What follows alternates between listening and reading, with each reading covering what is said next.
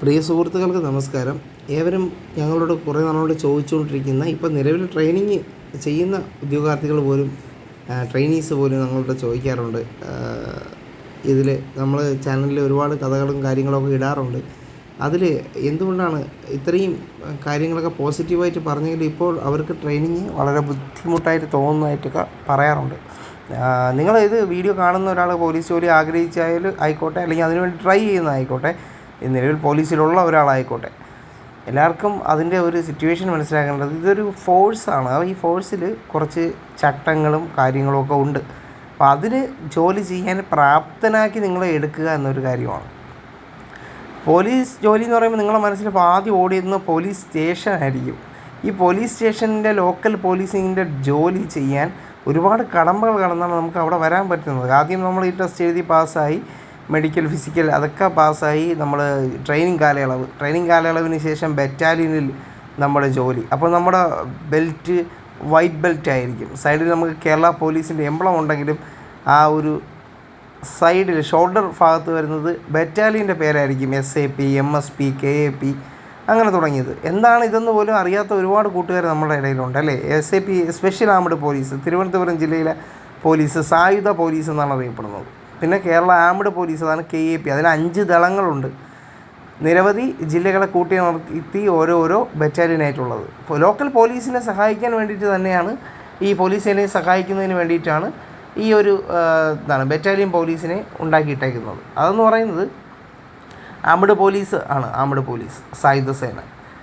അതിനുശേഷമാണ് നിങ്ങൾക്ക് അവിടെ നിങ്ങളുടെ ട്രെയിനിങ് കാലയളവ് കഴിഞ്ഞതിന് ശേഷം വില്ലിങ് ചോദിക്കുന്നത്. നിങ്ങൾക്ക് ബറ്റാലിയൻ പോലീസായിട്ട് വൈറ്റ് ബെൽറ്റിൽ നിങ്ങളുടെ ബറ്റാലിയൻ ചുമതലകളും മറ്റ് പോലീസ് എമർജൻസികൾ വരുമ്പോൾ ലോ ആൻഡ് ഓർഡർ ഡ്യൂട്ടികളും ഗാർഡ് ഡ്യൂട്ടികളും ഒക്കെ ചെയ്യാനും, മണി എസ്കോർട്ട് ഡ്യൂട്ടികൾ ചെയ്യാനും, അതും ആവശ്യമായിട്ട് മറ്റ് VVIP ഡ്യൂട്ടികൾ, VIP ഡ്യൂട്ടികൾ, പിന്നെ എമർജൻസി സിറ്റുവേഷൻ ഡ്യൂട്ടികൾ, റെസ്ക്യൂ ഓപ്പറേഷൻ, അതൊക്കെ ചെയ്യാനായിട്ട് നിങ്ങൾക്ക് പറ്റുന്നതായിരിക്കും. പക്ഷേ മുഴുനീള ഒരു ബറ്റാലിയൻ ഘടന സ്റ്റാൻഡിങ് ഓർഡർ അനുസരിച്ചായിരിക്കും നിങ്ങളുടെ ആ ഒരു ഇത് പോകുന്നത്. അതിനുശേഷം നിങ്ങൾക്ക് വേണമെങ്കിൽ ലോക്കൽ വില്ലിങ് കൊടുക്കാം. പണ്ടൊക്കെ AR വില്ലിങ് ഉണ്ട്, ഇപ്പോൾ AR ഇല്ല, DHQ എന്നാണ് അറിയപ്പെടുന്നത്, ജില്ലാ പോലീസ് ആസ്ഥാനം.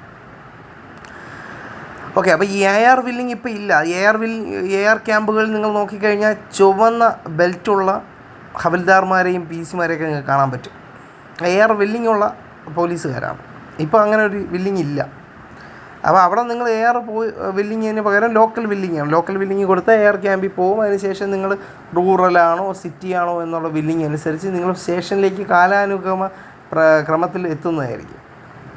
അപ്പോൾ ഇവിടെ ശ്രദ്ധിക്കേണ്ട കാര്യം, ഇങ്ങനെയൊക്കെ ജോലി ചെയ്യുന്നതിൽ ഒരുപാട് കാര്യങ്ങളിൽ ഏറ്റവും പ്രധാനപ്പെട്ട സമയം, ഡ്യൂട്ടി ഭാരം. ഏറ്റവും വലുത് ഡ്യൂട്ടി ഭാരം സമയം തന്നെയാണ്. നിങ്ങളുടെ ജോലിയിൽ, നിങ്ങൾ ഈ കാത്തിരിക്കുന്ന കൂട്ടുകാരായപ്പോൾ നിങ്ങളുടെ ജോലിയിൽ ഒരിക്കലും നിങ്ങൾക്ക് കഠിനമായ ജോലികൾ, അതായത് ഭാരദ്വഹനം, അങ്ങനെയുള്ള ഒരുപാട് വെയിറ്റ്, അതായത് കഷ്ടപ്പെടുന്ന ഡ്യൂട്ടികളൊന്നും സത്യം പറഞ്ഞാൽ ഏറെക്കുറെയൊന്നുമില്ല. പക്ഷേ അവിടെ ഏറ്റവും കൂടുതൽ നിങ്ങളുടെ ജോലി സമയം ഇതിനു വേണ്ടി ചിലവഴിക്കേണ്ടി വരുന്നു. ഇനി നേരത്തെ ഞാൻ പറഞ്ഞ കഠിന ഡ്യൂട്ടി ഇല്ല എന്ന് പറഞ്ഞ ഘട്ടത്തിലും ചില ഡ്യൂട്ടികൾ, കഠിനമായ ഡ്യൂട്ടികളും വരും. നമുക്ക് ചെയ്യാൻ കഴിയാത്ത പല ഡ്യൂട്ടികളും ചെയ്യേണ്ടിയും വരും. മാനസികമായിട്ട് തയ്യാറല്ലാത്ത കാര്യങ്ങൾ നമ്മൾ ചെയ്യേണ്ടി വരും ഡ്യൂട്ടിയുടെ ഭാഗമായിട്ട്. ഇപ്പോൾ ഒരു റെയിൽവേ സ്റ്റേഷനിൽ ഒരു ശവം ചിന്നിച്ചിതറി കിടക്കുകയാണെങ്കിൽ അവിടെ അനുബന്ധ സേനകൾ, ഫയർഫോഴ്സ് ഉൾപ്പെടെയുള്ള അനുബന്ധ സേനകൾ എത്താൻ വൈകിയാൽ അത് പോലീസുകാരൻ തന്നെ ചെയ്യണം. എല്ലാ സേനയുടെയും ഡ്യൂട്ടി ചെയ്യുന്ന ഒരാളായിരിക്കും പോലീസുകാരൻ. ഞങ്ങളിടുന്ന വീഡിയോയിൽ ഞങ്ങൾ പറയാറുണ്ട്, അതിലൊരു കമൻറ്റ് കൊടുക്കാറുണ്ട്. Most emotional ജോബാണിത്.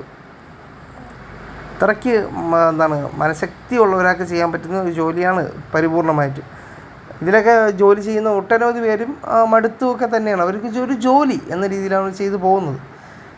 അപ്പോൾ ഈ ഒരു രീതിയിൽ നിങ്ങളെ പ്രാപ്തമാക്കാൻ വേണ്ടിയിട്ടാണ് ഇത്രയും കാഠിന്യമായ രീതിയിലൊക്കെ ട്രെയിനിങ് തരുന്നത്. പണ്ടൊന്നും അങ്ങനെ, ഇപ്പോൾ ഒരുപാട് മാറ്റങ്ങളുണ്ട് ട്രെയിനിങ്ങിലൊക്കെ. ഞങ്ങളുടെ കൂട്ടുകാരൊക്കെ പറഞ്ഞ് ഒരുപാട് കാര്യങ്ങൾ അറിയാം. അങ്ങനെയുള്ള ഇതിൽ നിന്നാണ് പറയുന്നത്. ഞങ്ങൾ പണ്ടുള്ള അത്രയും ചൂഷണമൊന്നും ഇപ്പോൾ ഇതിലില്ല. ഒരുപാട് മാറ്റങ്ങൾ വന്നിട്ടുണ്ട്. ഇനിയും മാറ്റങ്ങൾ വരേണ്ടിയിരിക്കുന്നു. വരുമ്പോൾ കുറച്ചുകൂടെ മെച്ചപ്പെടും. പെട്ടെന്ന് ഒന്നും സ്വായത്തമാക്കിയെടുക്കാൻ പറ്റത്തില്ല. കാലാനുക്രമത്തിലാണ് എല്ലാം മാറി വരുന്നത്. ഇപ്പോൾ അടുത്തിടെ നമ്മൾ RRF കുറിച്ച് ഒരാൾ വീഡിയോ ചെയ്യാമെന്ന് ചോദിച്ചിരുന്നു. RRF ആ പേരിൽ റിട്ടയേർഡ് SP ആയിട്ടുള്ള അദ്ദേഹം ആ ഒരു ചാനൽ ചർച്ചയിൽ പറയുകയുണ്ടായി. അതിൻ്റെ പേരിൽ തന്നെ ഉണ്ട് റാപ്പിഡ് റെസ്പോൺസ് റെസ്ക്യൂ ടീം. അങ്ങനെ അതായത് RRF അതൊരു കഠിനമായ സാധാ പോലീസുകാരന് ചെയ്യാൻ പറ്റാത്ത കുറച്ച് പേരെ അതിൽ സെലക്ട് ചെയ്താണ് അതിൽ കൊണ്ടുപോകുന്നത്. അവർക്ക് പ്രത്യേക കോഴ്സ് ട്രെയിനിങ് കൊടുത്ത് ആ ഒരു വിങ്ങിലേക്ക് എടുക്കുന്നത്. അതുകൊണ്ടാണ് അവരുടെ ജോലി ഭാരം കുറച്ച് കാഠിന്യം കൂടിയ 3 ദിവസം ജോലി 1 ദിവസം റെസ്റ്റ് എന്ന രീതിയിൽ പോകുന്നത്. അതും അവരുടെ അവസ്ഥ വെച്ച് നോക്കിയാൽ ഒരുപാട് കഷ്ടമാണ്, ശരിയാണ്. അപ്പം അങ്ങനെയൊക്കെ ഒരുപാട് വിങ്ങുകൾ ഇതിലുണ്ട്. ചിലർക്ക് അത് ചെയ്യേണ്ടി വരും, കുറച്ച് നാൾ കഴിഞ്ഞാൽ അതിൽ നിന്ന് മാറ്റം കിട്ടത്തുള്ളൂ. അപ്പോൾ അങ്ങനെയൊക്കെ ഉണ്ട്. പിന്നെ അതിൽ വരുന്ന മാറ്റങ്ങളെന്ന് പറഞ്ഞാൽ ഏറ്റവും നല്ല ശമ്പളമുള്ള ഒരു പോസ്റ്റാണ് ഈ ജോലി. ഒരിക്കലും ഇപ്പോൾ ബോർഡുകൾ എല്ലാം പ്രൈവറ്റൈസ് ചെയ്യാൻ പോവുകയാണ്, മറ്റ് തസ്തികകൾ പലതും. അപ്പോൾ ഇതൊന്നും ഒരിക്കലും പോകത്തില്ല. എല്ലാം നിങ്ങളുടെ ജോലി നിങ്ങളുടെ കയ്യിൽ സുരക്ഷിതമായിരിക്കും. നിങ്ങളുടെ പ്രവൃത്തിയും ഡ്യൂട്ടിയും ഭാഗ്യവും പോലെ ചില സമയത്ത് നമ്മളറിയാതെ തന്നെ നമുക്ക് ഓരോ കുറ്റങ്ങൾ ആരോപിക്കപ്പെട്ടേക്കാം. അങ്ങനെയൊക്കെ ഉണ്ട്. അതൊക്കെ ഈ ജോലിയുടെ ഭാഗമാണ്. ഇതൊരു യൂണിഫോം പോസ്റ്റാണ്. അതിലേറ്റവും എക്സിക്യൂട്ടീവ് പവറുള്ള ഒരു പോസ്റ്റ് തന്നെയാണ്. ആ ഒരു ഡിപ്പാർട്ട്മെൻറ്റാണത്. 5 പേരെ ആവശ്യമുണ്ടെങ്കിൽ അവർ 50 പേരെ അവർ പ്ലോട്ട് ചെയ്യും. അത്രയും ആവശ്യം. എപ്പോഴാണ് റിസ്ക് വരുന്നതെന്ന് പറയാൻ പറ്റത്തില്ല. ഒരുപാട് കാര്യങ്ങൾ അതനുസരിച്ച് ഡ്യൂട്ടി ടൈം വേളകളെല്ലാം ഇതിലൂടെ കടന്നു പോകേണ്ടിയിരിക്കുന്നു. 8 മണിക്കൂർ സാധാരണ ഒരു എംപ്ലോയി ജോലി ചെയ്യുമ്പോൾ ഇവിടെ 17 മണിക്കൂർ ജോലി ചെയ്തിട്ട് 7 മണിക്കൂർ ഉറങ്ങിയ ശേഷം പിറ്റേന്ന് വീണ്ടും ജോലി ചെയ്യേണ്ട അവസ്ഥകൾ വന്നേക്കാം. പക്ഷെ അതിൻ്റെയൊക്കെ ആ ഒരു കോമ്പൻസേഷൻ പിന്നെ നിങ്ങൾക്ക് എവിടെയെങ്കിലുമൊക്കെ ലഭിക്കും. ഇതൊരു ട്രൂ ആയിട്ടുള്ളൊരു ജോബാണ്. ഇതിൽ ഒരുപാട് ദുഃഖങ്ങളും വിഷമങ്ങളൊക്കെ ഇറ്റ്സ് ആൻ ഇമോഷണൽ ജോബ്, അങ്ങനെ തന്നെ പറയണം, തീർത്ത് പറയണം. നമുക്കിതിൻ്റെ വാല്യൂ കിട്ടുന്നത് നമ്മൾ ഉദ്ദേശിക്കുന്ന സമയത്തായിരിക്കില്ല. പിന്നെ അതിൽ ഏറ്റവും കൂടുതൽ കാത്തിരിക്കുന്നത് വെച്ചാൽ ഫാമിലിയാണ്, അല്ലേ? ഫാമിലി ആയവർക്ക് ഒരുപാട് ബുദ്ധിമുട്ടുകൾ വരും. നിങ്ങൾക്ക് കിട്ടുന്ന സമയങ്ങളിൽ നിങ്ങൾ അഡ്ജസ്റ്റ് ചെയ്ത് ലീവ് എടുക്കുക. അങ്ങനെ ഒരുപാട് കാര്യങ്ങൾ വഴി ഇതിലെ മെൻ്റൽ സ്ട്രെസ്സ് കുറയ്ക്കാം. പിന്നെ മറ്റ് ചിലർക്ക് അതിൽ നിന്ന് വ്യതിചലിച്ച് മറ്റു കാര്യങ്ങളിലേക്ക് പോകും. അങ്ങനെയൊക്കെ കുറച്ച് കാര്യങ്ങൾ ഇതിലുണ്ട്. അപ്പോൾ അതൊക്കെ കൺട്രോൾ ചെയ്തൊന്ന് അഡ്ജസ്റ്റ് ചെയ്ത് ജീവിതം പഠിച്ച് ഒരു നല്ലൊരു ഈ ഒരു പോലീസ് ജീവിതം വഴി ഒരുപാട് ജീവിതം പഠിക്കാൻ പറ്റും. ഒരുപാട് ഇതുണ്ട്. ഒരുപാട് ഏറ്റവും കൂടുതൽ ആൾക്കാരുമായിട്ട് മിങ്കിൾ ചെയ്യേണ്ടി വരും. ഒരുപാട് കാര്യങ്ങൾ കിട്ടും. റിട്ടയേർഡായ പലരും പറഞ്ഞ് ഞങ്ങൾ കേട്ടിട്ടുണ്ട്. റിട്ടയേർഡായ പല ഉദ്യോഗസ്ഥരും പറയുന്ന കാര്യങ്ങളൊക്കെ ഞങ്ങൾ അറിഞ്ഞിട്ടുണ്ട്. അവരൊക്കെ ഏറ്റവും കൂടുതൽ അവസാനം പറയുന്നത് ഏറ്റവും കൂടുതൽ അവർ രസിച്ചിരുന്നത് ഇപ്പോൾ ആഗ്രഹിക്കുന്ന ട്രെയിനിങ് കാലയളവുകളാണ്. അപ്പോൾ ഉള്ള ആ ഒരു പ്രവൃത്തികളും കാര്യങ്ങളൊക്കെ വളരെ രസകരമായ ഒരു ഓർമ്മകളായിരിക്കും. ഈ ജോലി ഓരോ ദിവസവും നിങ്ങൾ പറ്റുമെങ്കിൽ ഈ ജോലി കയറിയ ഒരാൾ ഓരോ ദിവസവും ഡയറി തയ്യാറാക്കണം. നിങ്ങൾ മറക്കാത്ത കാര്യങ്ങളൊക്കെ എഴുതി വയ്ക്കാനുമില്ല. ഇപ്പോൾ ട്രെയിനിങ്ങിലായാലും എന്തിലായാലും ഇത്രയും ബുദ്ധിമുട്ടുകൾ ഏറെക്കുറെ ഉണ്ടെങ്കിലും അതിനിടയിൽ കിട്ടുന്ന ഈ ജോലിയിൽ നിങ്ങൾക്ക് ലഭിക്കുന്ന സുഖ സൗകര്യങ്ങൾ നിങ്ങൾ അതിനിടയിൽ മറന്നു പോകുന്നു എന്നാണ് യഥാർത്ഥ ശരി. അതുകൊണ്ട് ഈ സർക്കാർ ജോലിയാണ്, ഒരു എക്സിക്യൂഷൻ പവറുള്ള ജോലിയാണ്. ഇതൊക്കെ ഒന്ന് മനസ്സിലാക്കി ജോലി ചെയ്യുക. വിഷമഘട്ടങ്ങൾ തരണം ചെയ്യുക. മറ്റൊരു സമയത്ത് നമുക്കതിന് വേണ്ട നല്ല ഒരു അവസരങ്ങൾ ലഭ്യമാവുന്നതായിരിക്കും.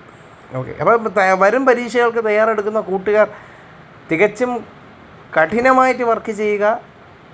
പണ്ടൊക്കെ ഏറ്റവും എളുപ്പമായിരുന്നു ഈ ജോലി കിട്ടാൻ, ഫിസിക്കലി കൂടി കുറച്ച് സെറ്റാണെങ്കിൽ. ഇപ്പോൾ അങ്ങനെയല്ല, വളരെ പാടാണ് ജോലി എന്ന് പറയുന്നത്. ട്രിപ്പിൾ ഡിജിറ്റിൽ ആദ്യഘട്ടങ്ങളിൽ വന്നാൽ പോലും കിട്ടാത്ത ഒരവസ്ഥയാണ്. ഡബിൾ ഡിജിറ്റ് നേടേണ്ട അവസ്ഥയായിട്ട് വന്നുകൊണ്ടിരിക്കുകയാണ്. സോ എല്ലാവർക്കും നിങ്ങൾ വിഷ് ചെയ്യുന്ന ആ ഒരു പദത്തിലേക്ക് എത്താൻ നിങ്ങൾക്ക് കഴിയട്ടെ. Still continue. Good night. Sweet dreams.